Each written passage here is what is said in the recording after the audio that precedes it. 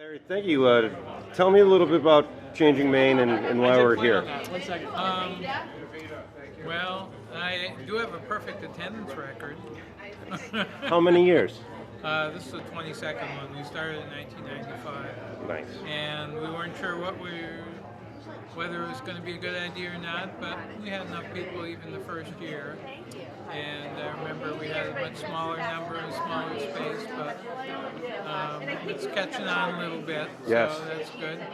And basically an idea of bringing a lot of people from different parts of the state, different issues, different interests together in one place to talk about something that cuts across all those issue and interest areas. All right. Clap once if you can hear me. Twice if you can hear me. I don't know that thing. Hi, everybody. So I'm Sass Linigan of Resources for Organizing and Social Change. And if we haven't met personally yet, we probably have through your inbox from my flurry of emails. So on behalf of myself and the other event organizers who you're going to see in various facilitator roles throughout the day, I'd like to welcome you to the 22nd Annual Changing Maine Gathering, which is going to be a visioning session called Maine in 2050, Building the Way Life Should Be. And my hope for the day today is that we really dig into this visioning work with more than imagination, but also with intention. And so to be sure that I kind of helped to model that idea, I chose to write out my opening statement rather than wing it, because I really like to try and help set a tone for the day that does thrive off a sense of purpose and intent. The plan for the day today is going to include a lot of participatory visioning exercises and community building with one another. We'll aim to create a vision that is both inspired and achievable. And though we may at times discuss tactics and strategies, the heart of today is going to be a lot more about conceptualizing the destination so that we can better inform our strategies and tactics in the years ahead, many years. The need for this work is really evident today. Our climate is seeing changes unheard of in measurable history. Racial injustice has become legitimate political fodder on the public stage.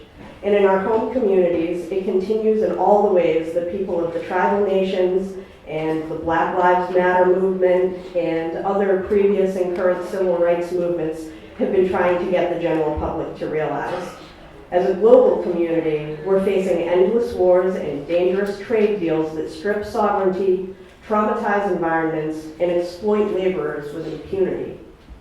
In Maine, we're seeing a systematic refusal of our political hierarchy to help the people who need it most.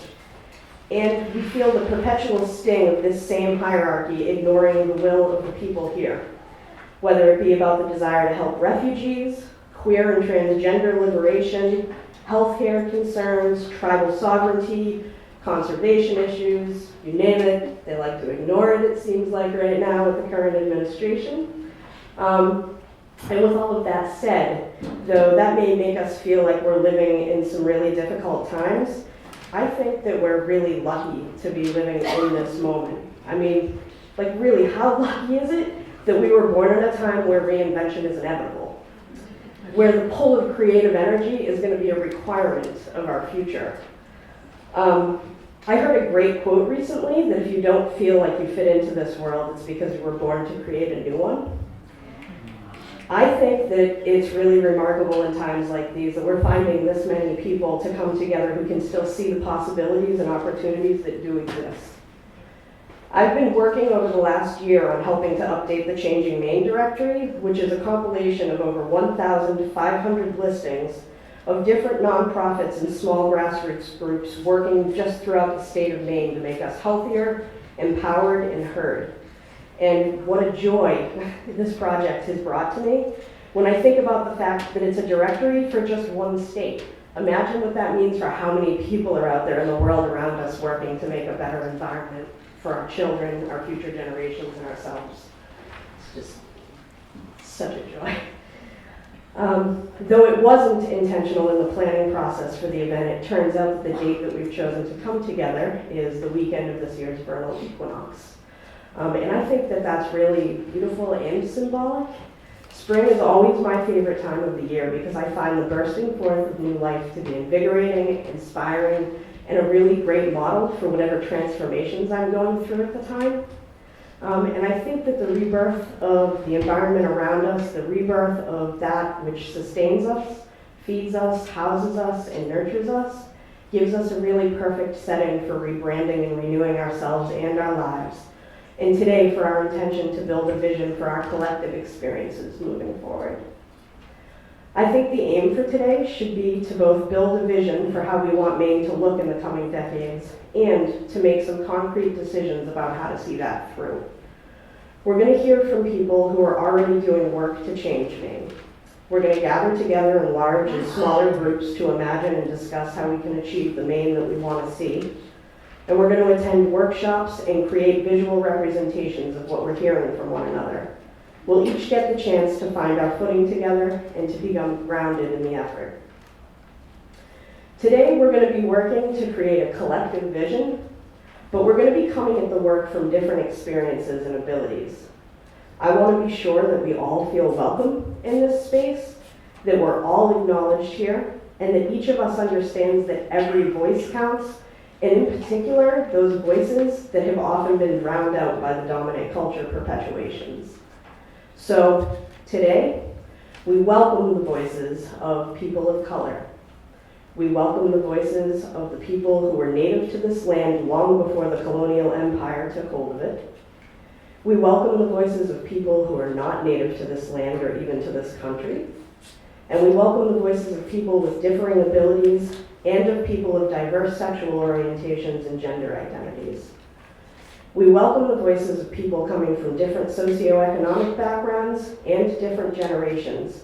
And then we also welcome the voices of people of the dominant culture who see a need for the walls of privilege that have been built up around them to insulate them and to pave them a clear path to the top, to be torn down and demolished to offer up an equal playing field, a place of equity and justice, and in the deepest of hopes, a place of peace.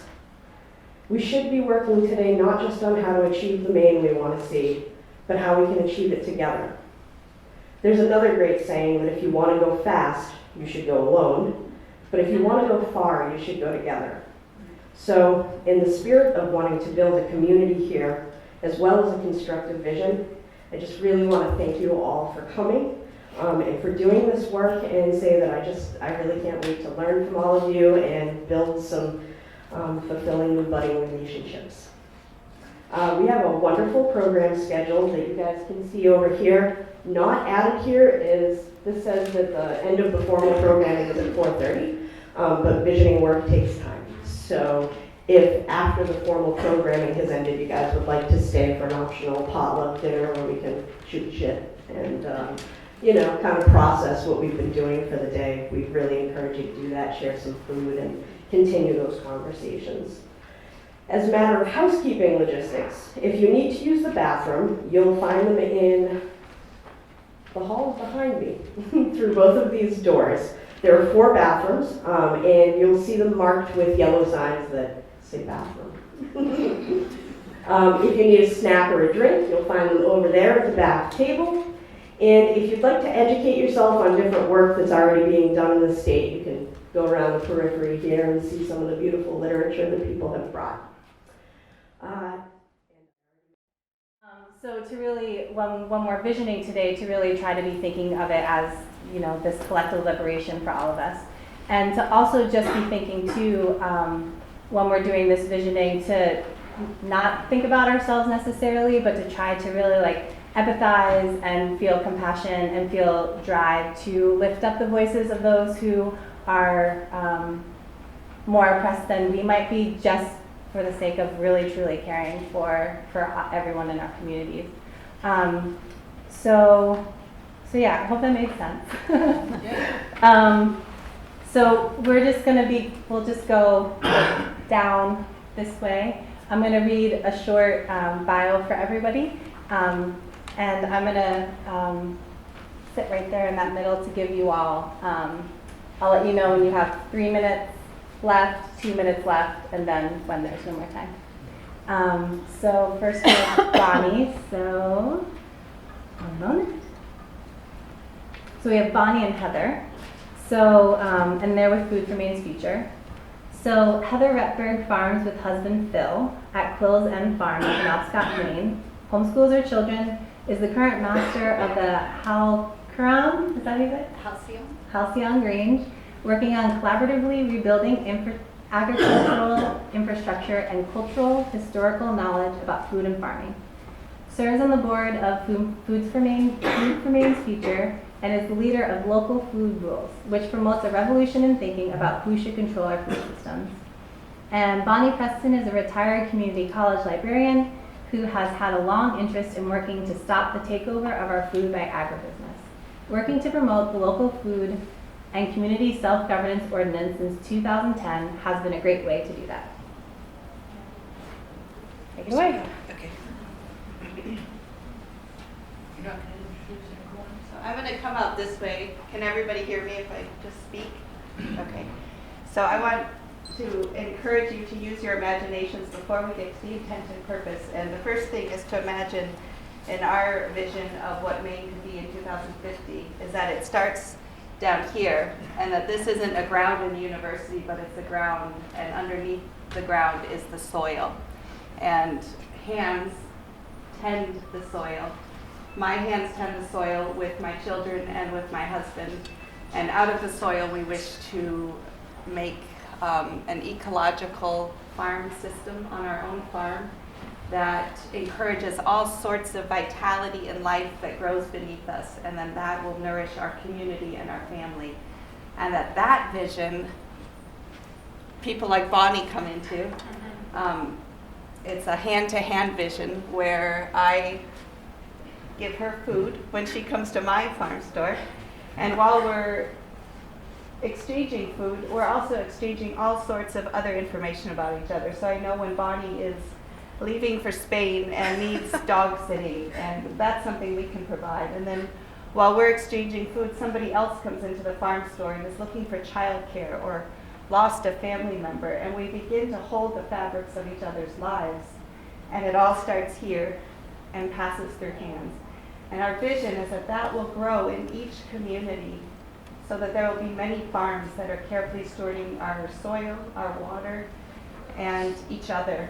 And that each town in Maine will have many farms. And so that eventually what we end up with is an incredibly healthy ecosystem and incredibly healthy communities that care for each other and really do hold the fabric of each other's lives. And we have the art people helped us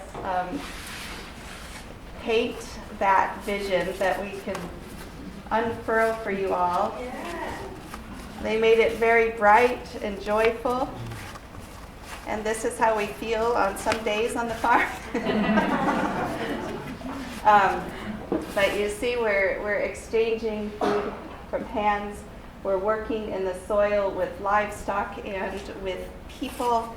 And we are reinvigorating local commerce and traditional exchanges of food. And so in our workshop today, we'll talk about traditional foodways and what we can do to preserve them. And if you can, imagine that underneath all of this, what is essential to its growth is that we have the authority to make the rules that govern all of this.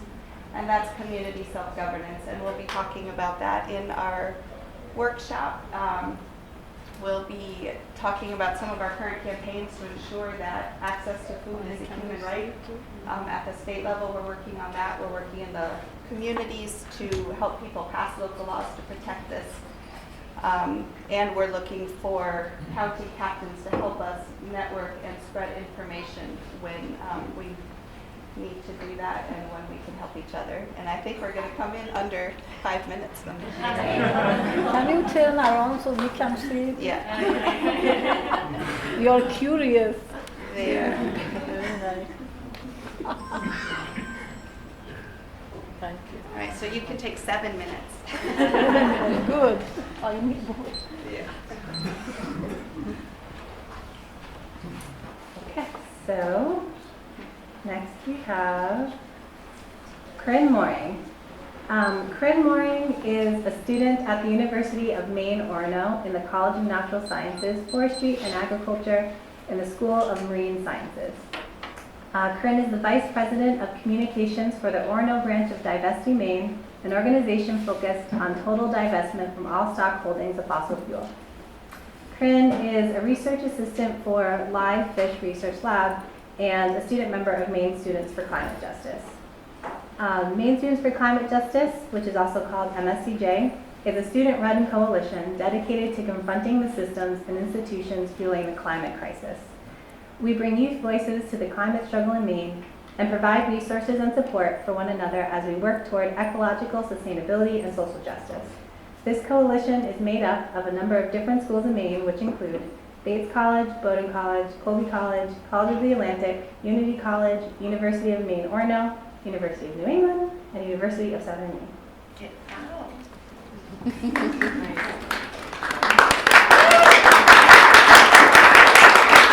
I'm going to use the microphone because I talk kind of quietly and I feel like you won't be able to hear me if I stand in the front. I'm Corinne Mooring. I do help with MSCJ. Our talk today is going to focus mostly on the climate justice aspect of climate change. And while climate change is going to be the biggest problem, we want to inform people on what exactly climate justice is, how they can achieve it, and what makes an activist an actual activist. Because I have a feeling that most people think of activism and the first thing they think of is the tie me to a tree and don't let me go.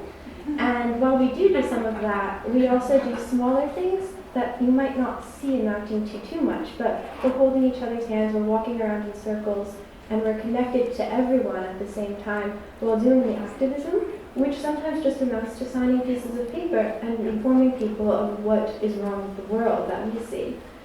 And I'm definitely not going to take 5 minutes because I'm underprepared. Oops, sorry. But we are going to be talking mostly on that today. So thank you.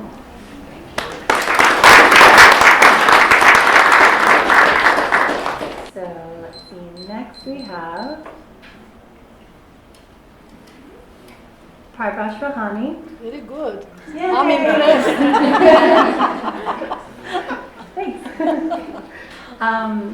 So Parvash Rohani left Iran and fled to India in 1979 due to religious persecution. She arrived in the United States in 1986 as an immigrant. Currently, she lives in Portland with her husband and children. Professionally, she is an ICU registered nurse.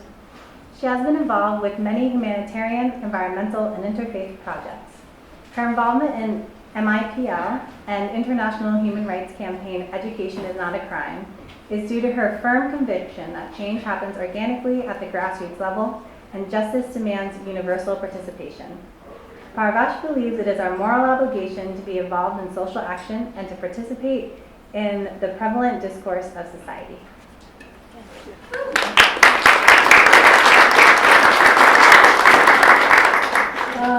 Can you hear me? Yeah. Good morning. I bet none of you woke up this morning and said, this morning I'm going to deal with a big challenge, and that challenge is for next 5 minutes you have to understand my accent, so I wish all of you luck.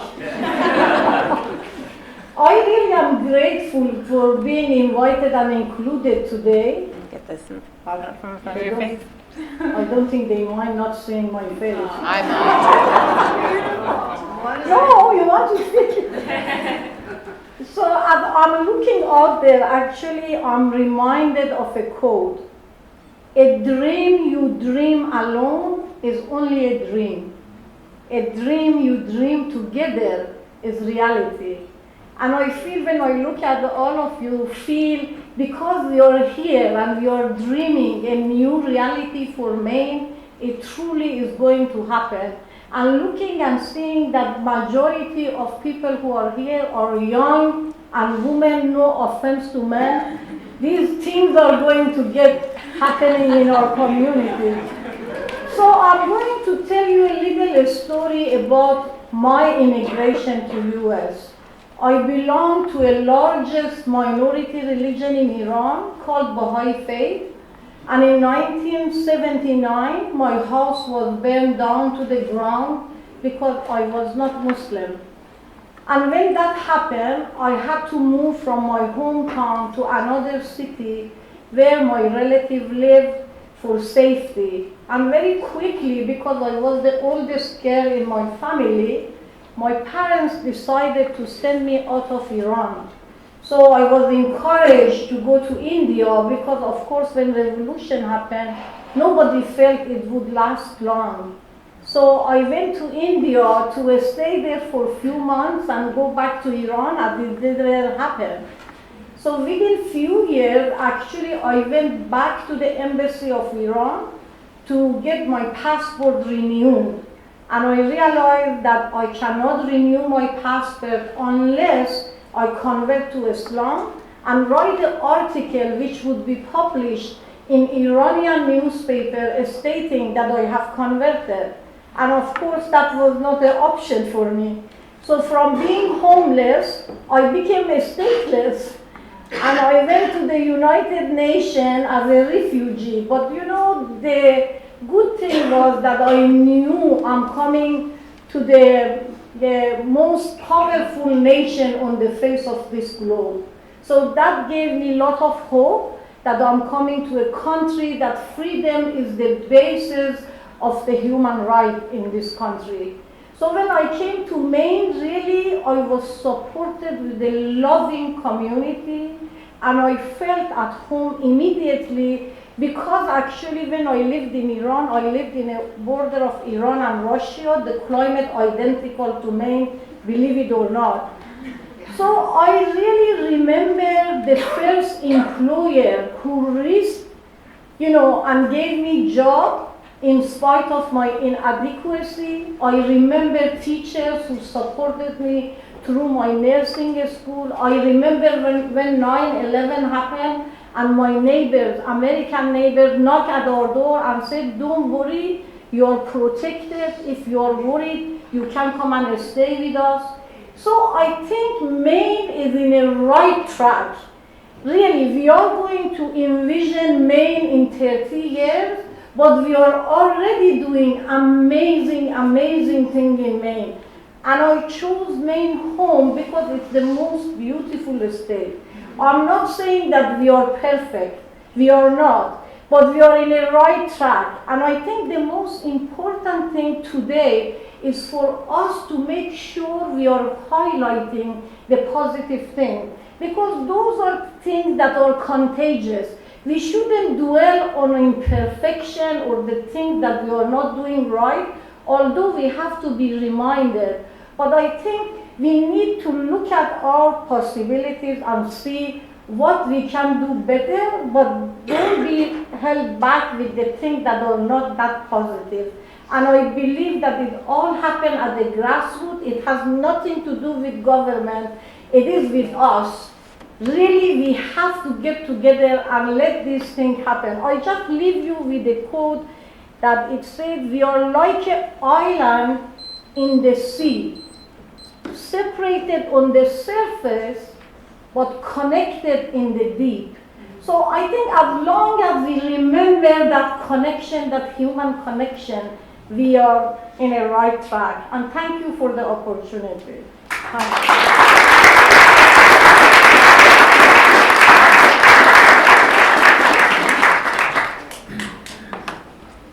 Thank you so much. So uplifting.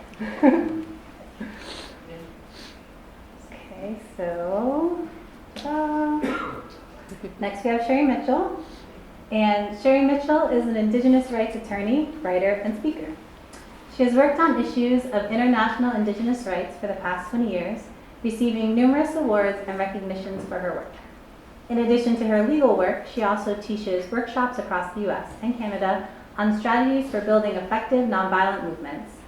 She is the founding director of the Land Peace Foundation, an organization dedicated to the protection of Indigenous treaties, territories, and the preservation of the Indigenous way of life.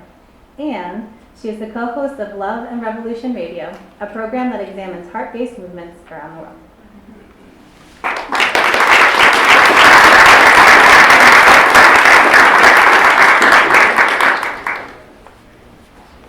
Quay, who is as well. Guano, meetups, meetupests. Niltaliwis, can't hear me? I'm so soft-spoken and gentle.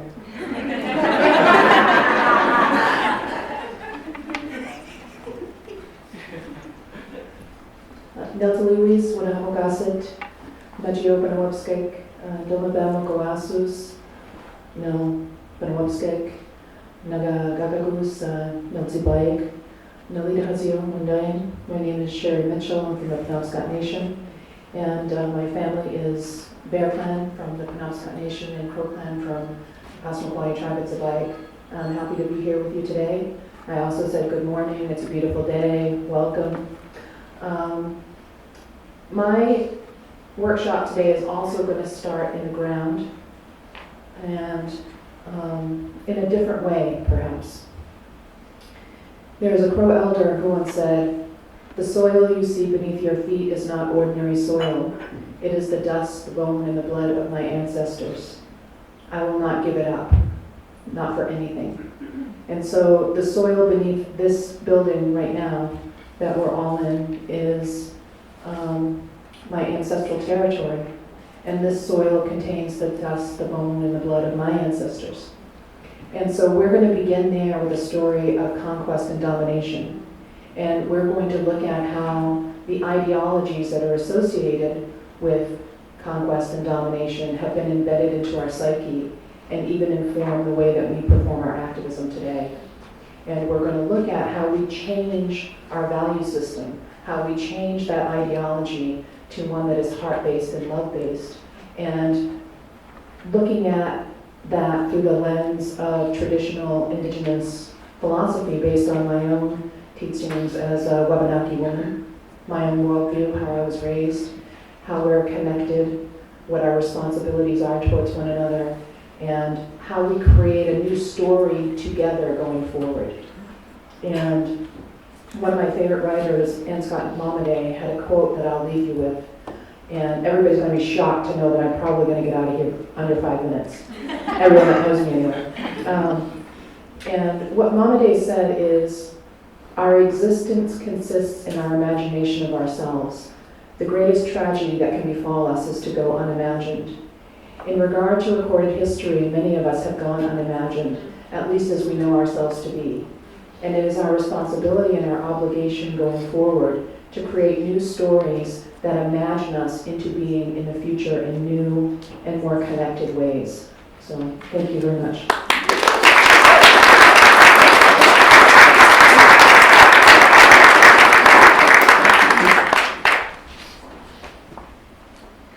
Okay, next we have Kate Vaughn. And Kate Vaughn serves as a statewide healthcare as a human rights organizer for Southern Maine Worker Center.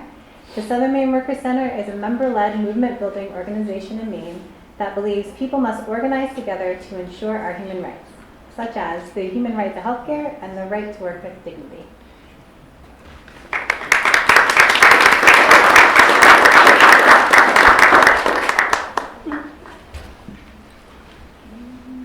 Good morning. So I'm Kate. So I'm at the Southern Maine Worker Center, and we are a worker center that uses a human rights framework for all of our organizing. And so there's a question about like, why are you a worker center that uses human rights, a human rights framework, right? Like worker centers traditionally focus on the workplace rights and the ability to organize for people who aren't in unions. But we, several years ago, took on a human rights framework because we believe it's important in Maine to fight for, it's both important to do workplace organizing and to organize as workers, but also to recognize that we're all workers, whether we are in the official economy or not. We all do work in this world, and not all of it is waged labor. And legal rights don't necessarily measure up at all to human rights. And so we believe that if we fight and build movements in Maine for human rights that are universal and impact everyone's quality of life, that's really the Maine that we need to see.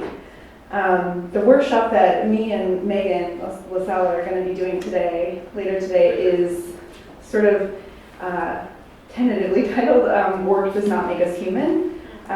fighting class divisions and upholding our human rights. And so when we think about the Maine that we want to see in 2050, we really want to see a unified Maine where people are able to organize for their rights in the workplace, but also connect with those folks who are really left out of a lot of organizing because of class division, right? So we want to be unifying people who are poor, whether they are employed or not, with people who consider themselves working class. And in our work at the Workers Center, particularly through our Healthcare is a Human Right campaign, we talk with a lot of working class and poor people across Maine. And we've been finding how one of the big barriers to us having this beautiful community that we're visioning today is this really intense division between people who consider themselves to be hardworking people and the people they consider to be just taking and not hardworking and mooching off of the system, right? And so we find that division to be really painful and really inhibits our ability to build strong movements. And so we're going to be talking a little bit about how can we start to see all of us as workers and also recognize that work doesn't make us valuable. And whoever we are, we have human rights. And so what are the movements we can build? What are the policy changes we can make that will really lift everyone up and dignify all of us? And not throw certain communities of people under the bus, specifically sort of poor folks in Maine. And we know that the climate in Maine right now and for a while has been really poor shaming and attacking people and attacking our public goods, attacking our the quote-unquote safety net and all of the people who access it. And so if we continue to throw certain groups of people under the bus based on what is legal or based on who is a worker in this really narrow definition, then we're not going to get anywhere. And so we invite you to join us at this workshop and talk a little bit about that and our sort of expansive definition of worker. Yeah, that's it.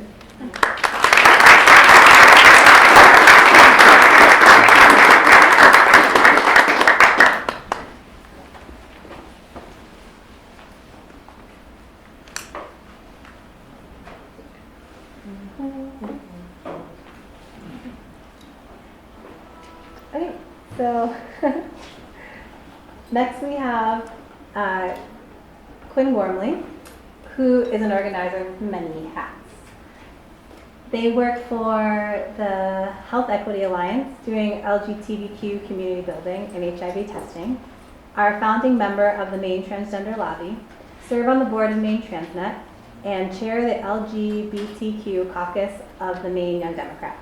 Today, however, they are representing the Midcoast Queer Collective, a horizontally organized community of trans and queer people building an intersectional movement for queer and trans social justice in Midcoast, Maine.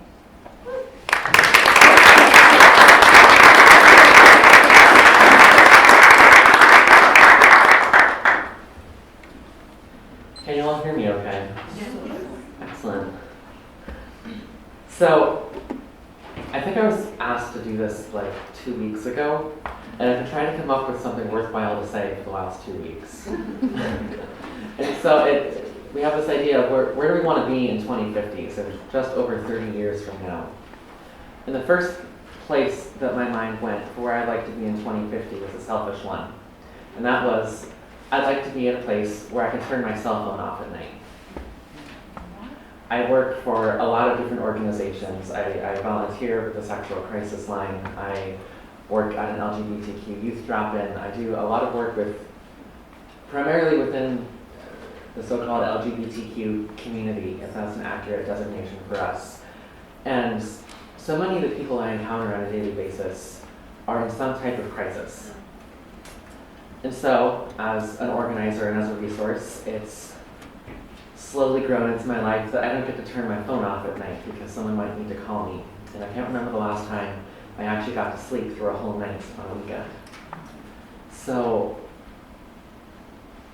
that's where I started. And then I started thinking about, well, what about some of these people who are calling me? And so I thought to a couple months ago when one of the participants at one of the drop-ins I'm involved in called me and said, Quinn, I'm homeless. Because they've just been kicked out by their parents, if that's an accurate designation.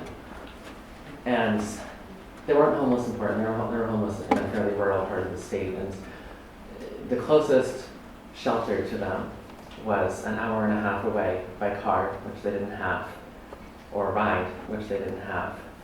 And they wouldn't go to that shelter. So because I called the shelter, it became very apparent to me in the first 5 minutes of talking to them that they weren't prepared to house a transgender teenager. And then I called the next shelter and the next shelter, and eventually I found a bed for them 2.5 hours away by car that they didn't have, only to discover that they refused to go to a shelter because at a previous experience in one of these shelters, they dealt with assault. And so here they are, homeless, in the middle of the winter, in the middle of nowhere, perhaps on the edge of nowhere, and entering into a state of mental health crisis. And this is not an uncommon thing for those of us who do activism within queer and trans spaces to encounter on almost a weekly basis, is people who have so many barriers to getting a basic need met that there's almost nothing that we can do besides talk to them. And so, you know, most of the work of the Mid-Coast Queer Collective or the Maine Trans Lab, or any of the work I do is about community building and capacity building and political engagement. But I think the long-term goals of that is, although we're addressing an immediate need that we simply don't have enough people who know what they're doing in terms of organizing, and that's a skills matter that I think we're within 5 to 10 years of actually meeting that need. Our long-term problems, I think when it comes down to it, relate to public health. Because sexual violence is a public health issue, and domestic violence is a public health issue, and the mental health of young people is a mental health issue, and housing insecurity and homelessness are public health issues. So I guess in our workshop today, we're going to be talking about how do we create an organizing movement that addresses these, what in our current culture are considered divergent issues, that are considered individualized issues, and start viewing them on a community basis, and start viewing them as the public health issues that they are. And then how do we build a public health movement that's going to be intersectionally focused, that's going to be intersectionally empowering, that's going to view public health as a community issue. So when we're forming how we approach a public health problem in a community, that we're using the local community leaders to do that, or we're using the identified population leaders to do that. So I think queer public health in Maine is going to be viewed on a Maine level, whereas in my hometown of Damascata, we might have a whole different agency serving that. And so we're going to talk today, what do those agencies look like, what do those communities look like, and how do we get to a place where all Mainers can be healthy.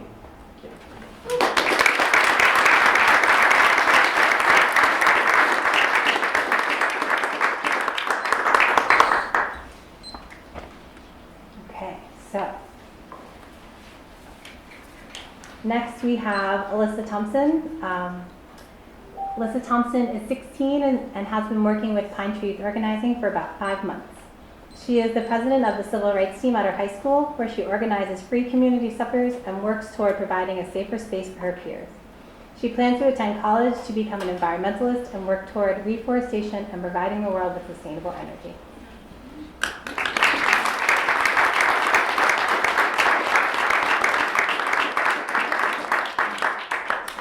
Can everybody hear me? Yeah. Okay, hi, I'm Alyssa from Pine Tree Youth Organizing. We are a youth-led and run support group for young activists. Youth organizing and activism often gets forgotten about in history books. As youth, we are often asked what we want to do when we grow up, instead of who we are now and what we are doing. Youth are always a critical part of any successful political movement. We are important to political movements, not just because we are the future and we will inherit this mess, but because we are brave, smart, capable, passionate, energized, and hopeful. We have fresh eyes, new ideas, and we dream up big visions of what is possible. While youth activism may often be overlooked, youth are a vital part of any movement. It's not uncommon to see youth leading rallies and marching at the front of a protest, and these actions aren't in vain. Younger generations can have a large impact. In 2012, youth-led actions and court testimonies resulted in Massachusetts passing a law to protect members of the LGBT community who attend public school.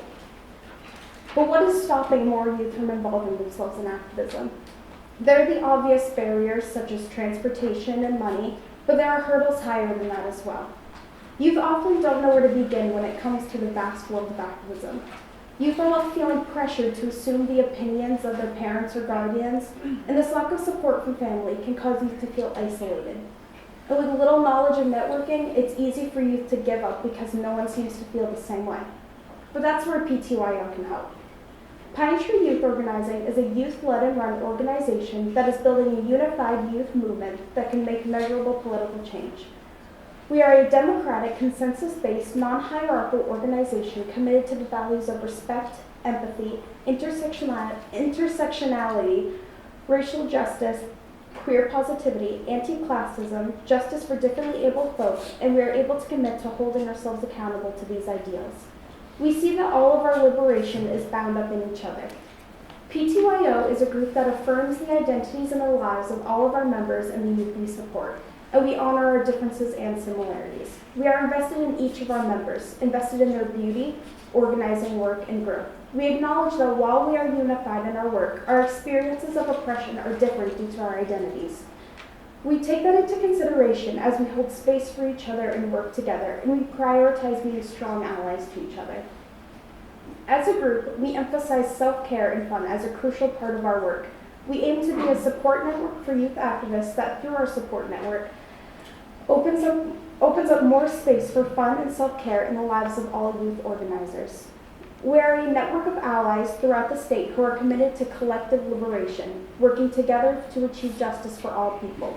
We provide a safer space to talk about our work and heal. We provide connection and friendship in oppressive worlds in a region that leaves many youth feeling isolated. PTYO is a space for networking and finding lifelong friends who are committed to working for the long haul to make the world a far better place. We believe that most youth already are effective organizers and politically conscious. We see the mentorship between youth and mentor to be mutual, and we think a mentor can be any age. We believe that even though someone might have more connections and experience, it doesn't mean they have the best ideas. When PTYO mentors enter a mentorship relationship, they don't see the mentee as a person to fill with information, but instead they see that relationship as a mutual one of modeling, learning, and teaching. We are flexible and always looking to evolve our work, and we celebrate feedback to help us stay true to our vision. We hope to grow our organization while maintaining slow enough to include all the ideas and hopes of all of our core members.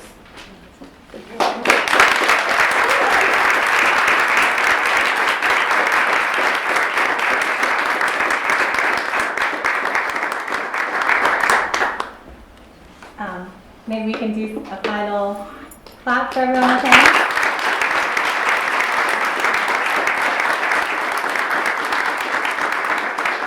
Thank you all so much for coming and speaking with us. Because people were so succinct, we have a little time left for questions if anyone wants to ask any questions.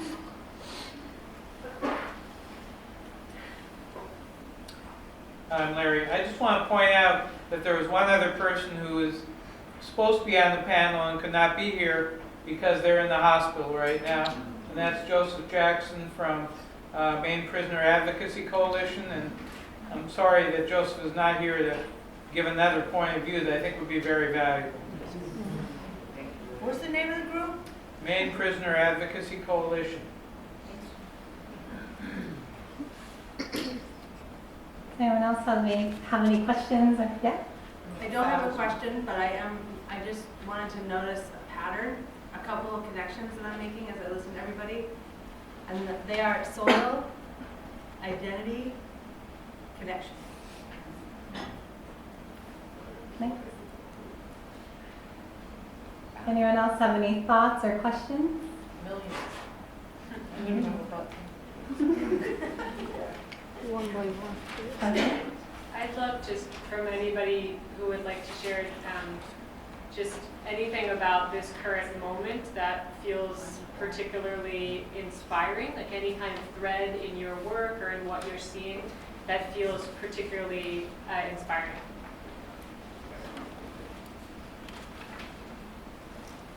Sure. one of the things that I find really exciting about this particular time is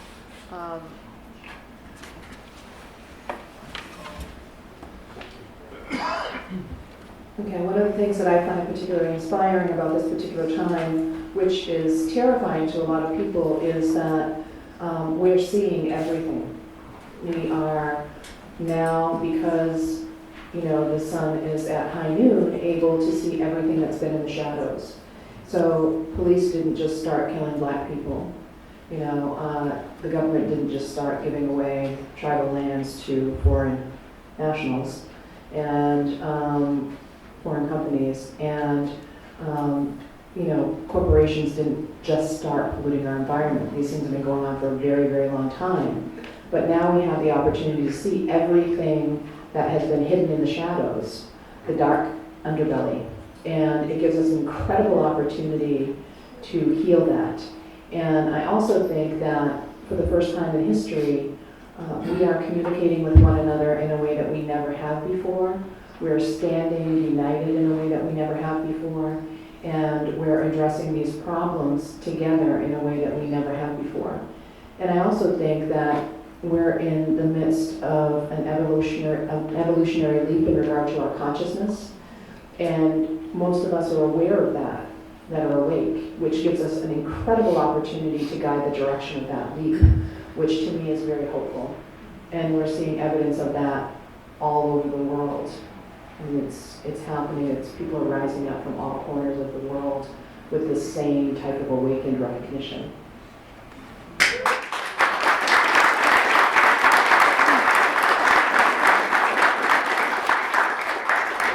Would anyone else on the panel like to speak to that? I guess I would just say that a lot of the work that we do at the Worker Center happens like one-to-one conversations and talking to a lot of strangers, and you never know what's going to happen when you're talking to a stranger about human rights, and we talk about poor folks, and we talk about racism and classes and all these things. And I will just say that almost every single time I have one of those conversations with a stranger, that person is incredibly generous with me and that one-to-one level, and also so many people have an incredible sense of this consciousness that you were just talking about. And nobody's asked them. Nobody's asked them what they thought about the problem, but also what the solution is. And so when we ask each other, we find that people actually do know. People know what the solutions are, and they have it. It's just that we have to come out of isolation and start sharing that consciousness and believing that people have the solutions in themselves. So I find that every time I have one of those conversations, I'm usually sort of recharged with that belief that we're in the moment we need to be in.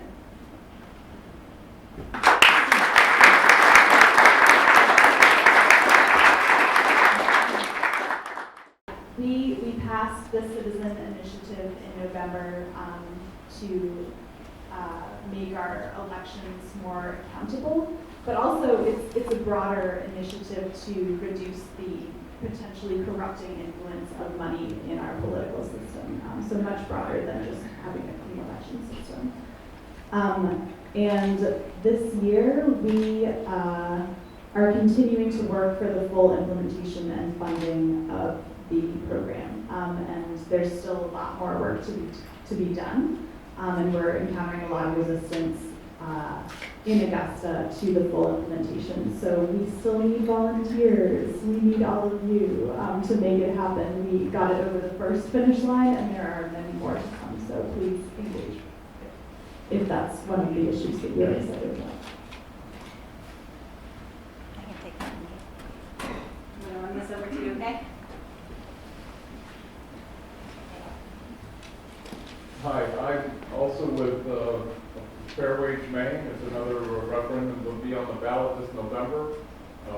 We just successfully, the Democrats turned back and have to put a competing measure on the ballot in November.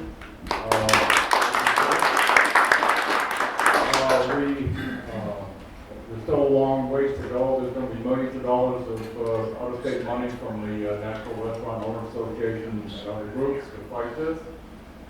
We need to work to get this passed. It'll start giving 130,000 Mainers a raise. an overwhelming majority of tip workers. It includes tip workers. It's going to be, it includes a raise linked to inflation in 2020. Over single moms, older people working earnings, cashiering, trying to make money for rent or gas or whatever will be helped. This is a thing that grassroots. It comes from us and it helps people like us. So I urge people. I have some sign-up sheets. Again, like so many other causes, they always need people to get out there and volunteer. So anyway, that's all. I'll give it to somebody else. I have sign-up sheets over here in the corner. Thank you.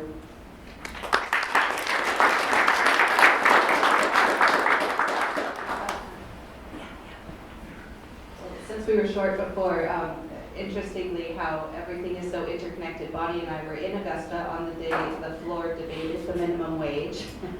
And we were there because there is a proposal for a constitutional amendment to protect our right to choose what foods we eat, to grow food and exchange seed. And the interconnected part is because the floor debate unexpectedly went so long on the minimum wage, we didn't get the floor debate or the vote on this constitutional protection, which gives us a great opportunity today because the vote will likely come on Tuesday. And what is most essential right now, even though this constitutional amendment is framed as an individual liberty right, we have a lot of Republicans that are on the fence about it. So if you live in a district with a Republican representative or a senator, it is really crucial right now, this weekend, Monday morning, to give them a call, write them an email, and let them know if this is something that you could support, that you would encourage them to support it with a vote. Because with the constitutional amendment, there's a really high bar. It needs a 2/3 supermajority vote out of the legislature in order to get it to the ballot. And so our message has really been, let the people decide. Let us vote on this November, and that's it's a really critical moment in time right now. Even as communities across the state, including Liberty, Maine, today is voting on the local food and community self-governance ordinance. Probably by now they voted, and maybe we'll even hear news by the end of today if they voted to adopt it.